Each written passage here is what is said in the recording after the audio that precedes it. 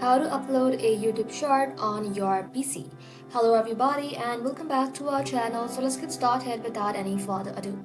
For that, open up any browser in your PC and then in the search bar search for youtube.com. Once you search for it, you want to go ahead and log in to your YouTube account.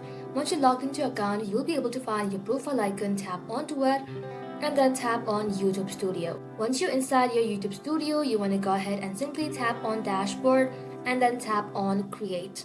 Just like so, tap on Upload Videos, and inside here tap on Select Files. Now you want to go ahead and simply select a vertical video under 60 seconds from your files and then tap on Open. And once you do that, YouTube will automatically recognize it as a short, no extra settings needed.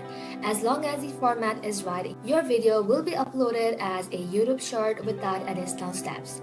And just like so, you'll then be able to upload a YouTube short on your PC. Thank you all for watching the video till the very end and stay tuned until our next upload.